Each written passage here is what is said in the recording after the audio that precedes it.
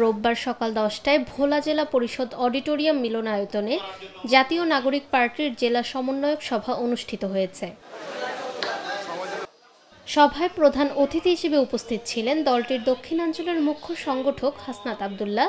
বিশেষ অতিথি হিসেবে উপস্থিত ছিলেন অ্যাডভোকেট মুজাহিদুল ইসলাম শাহীন, বরিশাল বিভাগীয় সম্পাদক ও সহকারী attorney general doctor Mahmuda Alam Mitu সহ আরও অনেকে। এই সরকারের যদি সংস্কারের ম্যান্ডেট না থাকে, এই গণঅভ্যুত্থান পরবর্তীতে এই সরকারের যদি জুলাই সনদ ঘোষণা দেওয়ার ম্যান্ডেট না থাকে, তাহলে এই সরকার কোন ম্যান্ডেটে নির্বাচন দেবে ওই ম্যান্ডেটটা আমি দেখতে চাই।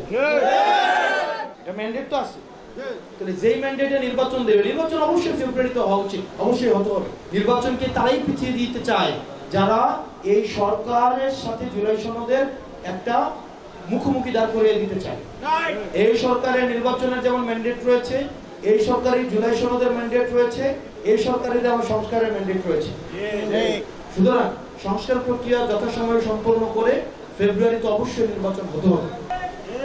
মানে কি ইতিহাসের কি নির্মম বাস্তবতা, কি নিদারুণ সম্ভাবনার বিভিন্ন রাজনৈতিক দলের নিদারুণ অপচয় যে তারা চুপ্পুর হাতে বায়াত নিয়ে চুপ্পুর হাত থেকে তারা জুলাইয়ের সনদ নিতে চায়। এর থেকে দুঃখজনক পরিতাপের বিষয় আর পৃথিবীতে কিছুই হতে পারে না। যারা চুপ্পুর হাত থেকে আজকে বায়াত নিতে চায়, ফেসিবাদের যিনি সুপ্রিম লিডার, উনার কাছ থেকে বায়াত নিয়ে যারা গণতন্ত্র প্রতিষ্ঠা করতে চায়, তাদের এই উদ্দেশ্যকে আমরা সন্দেহ করি এবং তাদের এই উদ্দেশ্যকে আমাদের সন্দেহ করা উচিত।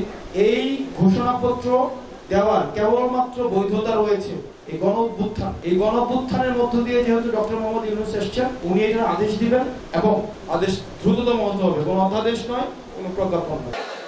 মোহাম্মদ মেহেদী হাসান শরীফের সভাপতিত্বে সভায় বিশেষ বক্তা হিসেবে বক্তব্য রাখেন আব্দুল্লাহ আল মামুন ফয়সাল, রফিকুল ইসলাম কনক ও আবু সাইদ মুসা।